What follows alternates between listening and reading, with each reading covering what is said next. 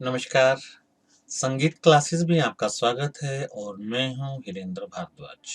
और दिन आ गए हैं पढ़ाई के, क्योंकि नवंबर में आपके फर्स्ट टर्म के एग्जाम होने वाले हैं।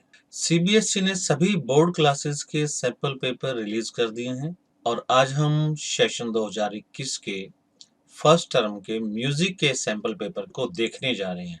ना सिर्फ देखने जा रहे हैं बल्कि उसे सोल्व भी करने जा रहे हैं। तो ये रहा आपकी स्क्रीन पे आपका म्यूजिक का sample question paper session 2021-22। Subject का नाम है हिंदुस्तानी म्यूजिक वोकल, कोड है 034। फर्स्ट टर्म का एग्जाम है और क्लास है +2। टाइम अलाउड आपको समय दिया गया है अधिकतम 60 मिनट मतलब 1 घंटा और अधिकतम अंक हैं 15। और अब बात करते हैं जनरल इंस्ट्रक्शंस की। इस क्वेश्चन पेपर में 3 सेक्शन होंगे, ए, बी और सी। सेक्शन ए और बी दोनों में 12-12 क्वेश्चन होंगे और आपको कोई 10 करने हैं। सेक्शन सी में 6 क्वेश्चन होंगे जिसमें से आपको कोई 5 करने हैं। मतलब कुल मिलाकर 30 क्वेश्चन होंगे जिसमें से आपको 25 करने हैं और सभी क्वेश्चंस के अंक समान हैं। तो लगभग 0.6 नंबर का एक क्वेश्चन रहेगा। और सबसे बड़ी बात है कि नेगेटिव मार्किंग नहीं है, मतलब अगर आपका कोई आंसर गलत होता है तो उसके नंबर नहीं काटे जाएंगे। तो आपका पहला क्वेश्चन है, राग बागेश्वरी में लगने वाले कोमल स्वर कौन से हैं, ये आपको बताना है। राग बागेश्वरी काफी थाट से उत्पन्न होता है और काफी थाट में गा और नी स्वर कोमल होते हैं। तो पहला ही ऑप्शन जिसमें गा और नी लिखा हुआ है ये सही जवाब रहेगा। और दूसरा क्वेश्चन है, अरेंजमेंट ऑफ विभागास इन झप ताल। झप ताल की विभाग व्यवस्था के बारे में हमें बताना है कि कौन सा विभाग कितनी मात्राओं का होता है। झप ताल में 2-3 मात्राओं के 4 विभाग होते हैं। तो देखते हैं सही जवाब क्या है। डी ऑप्शन में 2-3 ये है सही जवाब। और तीसरा क्वेश्चन है, वादी संवादी ऑफ राग भैरव। राग भैरव के वादी और संवादी स्वरों के बारे में बताना है। राग भैरव का वादी स्वर धैवत होता है और संवादी ऋषभ होता है। इसमें भी पहला ही ऑप्शन धा और रे सही जवाब है। और चौथा क्वेश्चन है, खाली इन धमार ताल फॉल्स ऑन विच मात्रा। धमार ताल में खाली किस मात्रा पर होते हैं ये हमें बताना है। धमार ताल में कुल 4 विभाग होते हैं। पहला विभाग 5 मात्रा का, दूसरा 2 का, तीसरा 3 का और चौथा 4 मात्राओं का। और ताली अथवा खाली हमेशा विभाग की पहली मात्रा पर होती है। इसमें तीसरे विभाग की पहली मात्रा पर खाली है जो कि 8वीं मात्रा बनती है। धमार ताल से संबंधित ट्यूटोरियल मैंने अपलोड किया हुआ है, आप वहां देख सकते हैं। इस सैंपल क्वेश्चन पेपर में आए हुए लगभग सभी क्वेश्चन से संबंधित वीडियो मैं पहले ही अपलोड कर चुका हूं जो कि आपने देख लिए होंगे। और अगर नहीं देख पाए हैं तो लिंक नीचे डिस्क्रिप्शन में है, आप देख लें। नेक्स्ट क्वेश्चन है, जाति ऑफ राग भैरव। राग भैरव की जाति बतानी है। राग भैरव संपूर्ण जाति का होता है क्योंकि इसमें सभी स्वरों का प्रयोग किया जाता है। तो इस क्वेश्चन का सही जवाब रहेगा सी, संपूर्ण। नेक्स्ट क्वेश्चन है, number of type of Gamak mentioned in music ग्रंथ। संगीत के ग्रंथों में गमक के कितने प्रकार बताए गए हैं ये आपको बताना है। गमक के हमारे यहाँ 15 प्रकार माने गए हैं। तो सही जवाब रहेगा सी। अगला क्वेश्चन है, विच ताल हैज खाली ऑन इट्स फर्स्ट बीट। पहली ही मात्रा पर खाली कौन सी ताल में है ये बताना है। और ऐसी एक मात्र ताल है जिसमें पहली मात्रा पर सम तो होता ही है, साथ में खाली भी होती है और वो ताल है रूपक। 7 मात्राएं होती हैं, 3-2-2 मात्राओं के 3 विभाग होते हैं। नेक्स्ट क्वेश्चन है, टाइम ऑफ सिंगिंग राग भैरव। राग भैरव का गायन समय हमें बताना है। राग भैरव को प्रातः काल गाया जाता है, संधि प्रकाश राग है ये। तो ऑप्शन रहेगा ए। अगला क्वेश्चन है, elaboration of notes of the raga in slow tempo is called. मतलब राग के स्वरों को जब धीमी लय में गाया जाता है, विलंबित गति में जब किसी राग के स्वरों का विस्तार किया जाता है तो उसे क्या कहते हैं। और सही जवाब है सी, आलाप। जब किसी भी राग के स्वरों का धीमी गति में विस्तार करते हैं तो उसे आलाप कहते हैं और द्रुत गति में विस्तार करते हैं तो उसे तान कहते हैं। आलाप और तान में सिर्फ और सिर्फ लय का अंतर ही रहता है। और नेक्स्ट क्वेश्चन है, नंबर ऑफ तालीज इन झप ताल। झप ताल में कितनी ताली होती है ये आपको बताना है। तो झप ताल में 3 ताली होती हैं। 2-3 मात्राओं के 4 विभाग होते हैं और 1, 3 और 8वीं मात्रा पर ताली होती है। तो कुल मिलाकर ताली 3 होती है। नेक्स्ट क्वेश्चन है थाट ऑफ राग बागेश्वरी। बागेश्वरी राग का थाट हमें बताना है, और मैंने पहले ही बताया था राग बागेश्वरी काफी थाट से शुरू होता है, तो सही जवाब रहेगा डी। नेक्स्ट क्वेश्चन है ताल हैविंग 7 बीट, 7 मात्राओं की कौन सी ताल है। अभी हमने डिस्कस किया है 7 मात्राओं की रूपक ताल होती है, इसलिए सही जवाब रहेगा बी। तो ये थे सेक्शन ए के 12 सवाल। अब आते हैं सेक्शन बी की ओर, मतलब 13वां क्वेश्चन, आइडेंटिफाई द राग सा नी धा नी सा मा गा रे सा। ये कुछ स्वर दिए हुए हैं, इन स्वरों को पहचान कर आपने संबंधित राग का नाम बताना है।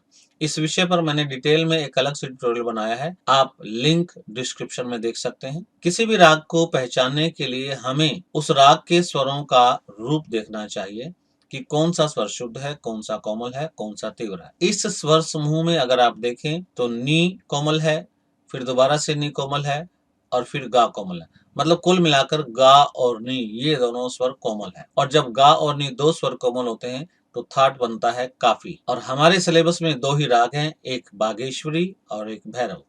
भैरव में रेधा कोमल होते हैं और बागेश्वरी में गा और नी कोमल होते हैं, तो सही जवाब रहेगा ए बागेश्वरी। और ये मैं आपको पहले बता ही चुका हूँ कि संगीत में यदि आप बढ़िया स्कोर करना चाहते हैं तो हमारे बेसिक टॉपिक स्वर, सप्तक, राग, थाट, ये चारों टॉपिक अगर आप याद कर लें तो संगीत में आगे आपको कोई दिक्कत नहीं होगी। और नेक्स्ट क्वेश्चन है Sangeet Ratnakar was written in, आपको इस ग्रंथ का रचना काल बताना है।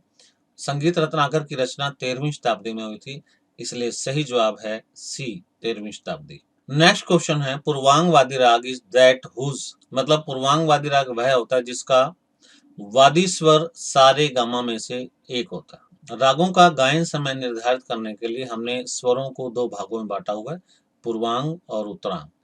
पहले भाग को पूर्वांग कहते हैं, दूसरे को उत्तरांग कहते हैं। पूर्वांग में पहले 4 स्वर सारेगामा होते हैं, और उत्तरांग में बाद के 4 स्वर मतलब पा धा नी सा होते हैं। और जिस राग का वादी स्वर पूर्वांग में से हो उसे पूर्वांगवादी कहते हैं, और जिस राग का वादी स्वर उत्तरांग में से कोई एक हो उसे उत्तरांगवादी राग कहते हैं। इसलिए इसका सही जवाब है ए, सारेगामा में से कोई एक स्वर होता है। इस विषय पर भी मैंने ट्यूटोरियल बनाया हुआ है, लिंक नीचे डिस्क्रिप्शन में मिल जाएगा। नेक्स्ट क्वेश्चन है kampit and plavit are the type of, आपको बताना है कि ये कंपित और प्लावित क्या चीज है, किसके प्रकार है। हमारे यहाँ 15 गमक मानेंगे, पिछले क्वेश्चन मैंने आपको बताया था, तो सही जवाब रहेगा डी। और अगला क्वेश्चन है number of division in dhamar ताल, धमार ताल की विभाग व्यवस्था बतानी है हमें। और जैसा कि मैंने पहले बताया धमार ताल में 4 विभाग होते हैं, पहला विभाग 5 मात्रा का, दूसरा 2 का, तीसरा 3 का और चौथा 4 का। तो कुल 4 विभाग हो गए और सही जवाब रहेगा डी 4। और नेक्स्ट क्वेश्चन है इट्स लिटरल मीनिंग इन आभूषण, आभूषण का शाब्दिक अर्थ हमें बताना है, और वो होता है अलंकार।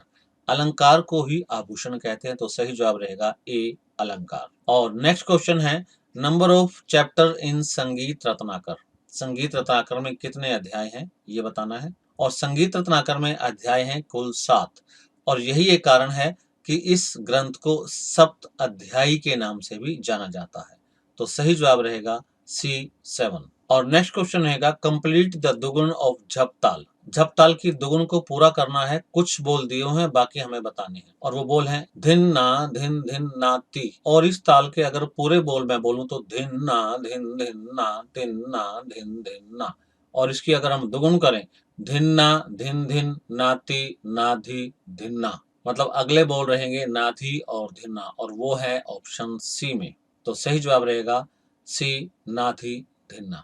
नंबर ऑफ बोल स्वरा इन वन बीट ऑफ चौगुन, चौगुन की एक मात्रा में आने वाले बोलों की संख्या हमें बतानी है। और सिंपल सा कॉन्सेप्ट है, यदि एक गुण है तो एक मात्रा में एक बोल आएगा, दो गुण है तो एक मात्रा में दो बोल आएंगे, त्रिगुण है तो एक मात्रा में 3 बोल आएंगे, और यहाँ चौगुन की एक मात्रा में पूछे हैं तो जाहिर है जवाब रहेगा 4, ए 4। नेक्स्ट क्वेश्चन है which of these is not seasonal राग, मतलब इनमें से कौन सा ऋतुकालीन राग नहीं है। और ऑप्शंस में जो नाम दिए हुए हैं वो खुद ही सही जवाब बता रहे हैं। ए मेघ, मेघ ऋतुओं से संबंधित है, वर्षा ऋतु। बी बसंत, ये भी ऋतु है। सी बहार, ये भी ऋतु से संबंधित है। और डी है भैरव, भैरव से किसी भी ऋतु का इंडिकेशन नहीं हो रहा, तो सही जवाब है डी भैरव। और नेक्स्ट क्वेश्चन है पकड़ ऑफ राग भैरव इज, राग भैरव की पकड़ होती है गामा धाधा पा और गामा रे रे सा। और यहाँ सभी ऑप्शन में ये सेम स्वर दिए हुए हैं, इसके बाद हम देखते हैं राग का स्वरूप। राग भैरव में रे और धा स्वर कोमल होते हैं। तो देखते हैं किस में कोमल है। पहले ऑप्शन में कोई स्वर कोमल नहीं है, दूसरे में गा और रे कोमल है, तो ये भी नहीं हो सकता। तीसरे में धा धा और रे ये दोनों कोमल है, तो सही जवाब है सी, गामा धाधा पा, गामा रे सा और रेधा कोमल। नेक्स्ट है number of ragas mention in संगीत रत्नाकर। संगीत रत्नाकर में कितने रागों का उल्लेख किया गया है, और सही जवाब है 264। संगीत रत्नाकर पर मैंने एक विस्तृत ट्यूटोरियल बनाया है, वो आप जरूर देखें। और इसके साथ ही हमारा बी सेक्शन भी पूरा होता है, मतलब हमारे कुल 24 क्वेश्चन पूरे हो चुके हैं। अब आते हैं 25वें क्वेश्चन पर। सेक्शन सी का फर्स्ट क्वेश्चन है ये। Given below are two statements. नीचे दो कथन दिए गए हैं। पहला है धमार ताल में 14 मात्राएं होती हैं, ये ठीक है। दूसरा है धमार ताल के प्रत्येक विभाग में 4 मात्राएं होती हैं, ये गलत है। धमार ताल के पहले विभाग में 5, दूसरे में 2, तीसरे में 3 और चौथे में 4 होती हैं। और इसके बाद पूछा गया है कि इन स्टेटमेंट्स के आधार पर हमें सही जवाब देना है। कथन ए और कथन बी दोनों सही है, नहीं ये गलत है। तो सही जवाब हमारा रहेगा B, A statement is true and B is false. Next question देखते हैं। Given below are two statements. यहाँ भी दो स्टेटमेंट्स दी गई हैं, देखते हैं कौन सी सही है कौन सी गलत है। पहली है कोमल रे और कोमल धा आर यूज्ड इन राग भैरव। राग भैरव में रे और धा कोमल होते हैं, ये सही लिखा है। भैरव विजय संधि प्रकाश राग, ये भी सही लिखा है।